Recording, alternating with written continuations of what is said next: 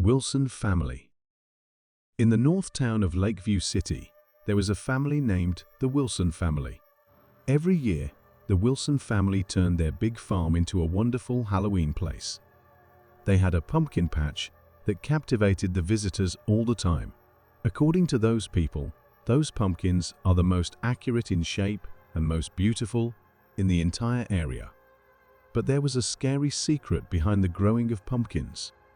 Many generations ago, a creepy witch cursed the land. She put her soul into the pumpkins, so on Halloween night, her spirit took over one of them and tried to trap the visitors. As the Wilsons faced the wicked spirit's curse that had gripped their beloved Halloween tradition, the farm started feeling scarier. With each passing year, the once cheerful pumpkin patch now seemed unsettling. People, unaware of the curse, still came to the farm to see the beautiful pumpkins. The Wilson family knew they had to find a way to break the witch's curse for good, as the spirit's spooky laughter still filled the air on Halloween night, and the risk of visitors ending up in the witch's world remained. The Wilsons had a tough job ahead of them to make sure everyone who came to their farm on Halloween would be safe.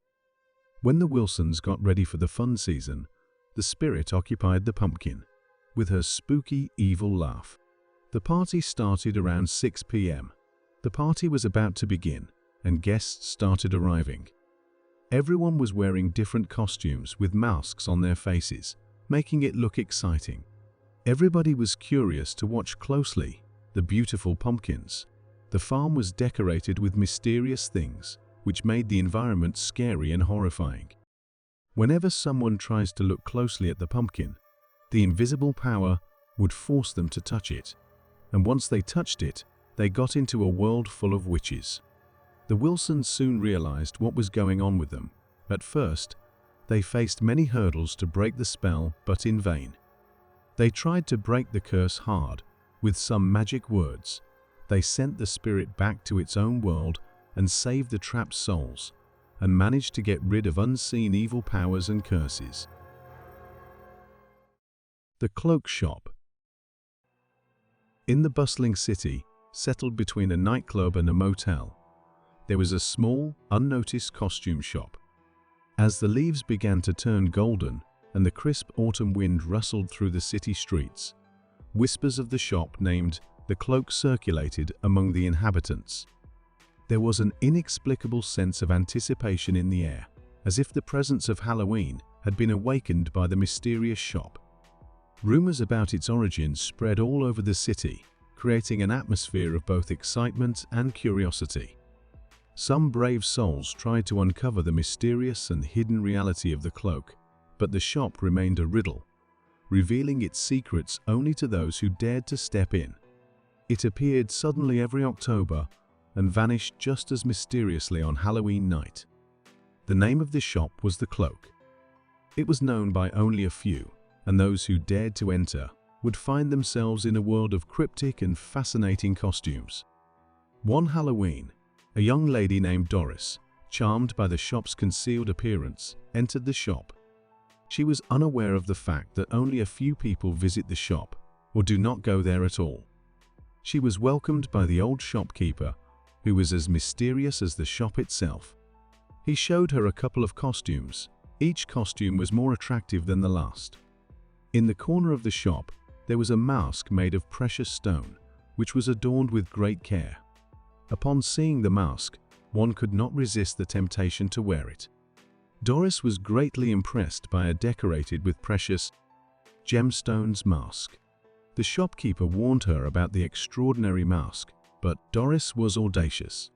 She put on the mask, and her reflection in the shop mirror revealed a new world of dreams.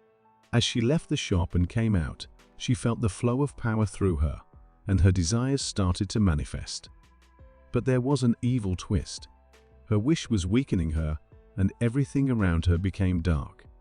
After realizing the power of the mask, she immediately returned to the cloak, where the shopkeeper revealed the mask's origin, the mark of a witch's revenge. With a strong incantation, they managed to sever the mask's curse, but Doris would carry the weight of the dark desires forever. From that day in, the cloak never appeared again and left fear among the people as a haunting reminder of the Halloween night, where a mysterious shop almost took the life of a woman.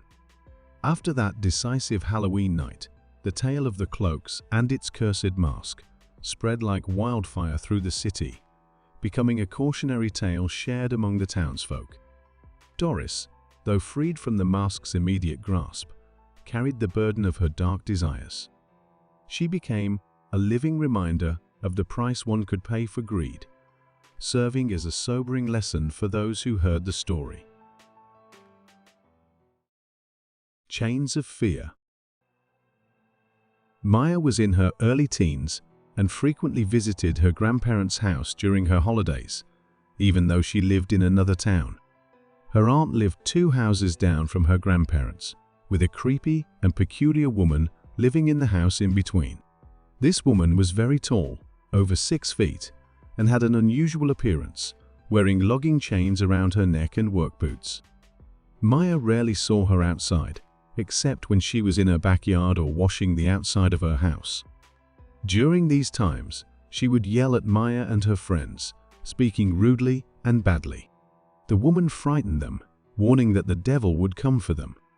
Adults advised them to stay away from her, so they would run quickly between her aunt's and her grandparents' houses to avoid her. It was so terrifying that Maya never went alone again. As time passed, Halloween arrived, and Maya went to her grandparents' house to celebrate. Her cousins dared her to trick or treat at the creepy woman's house.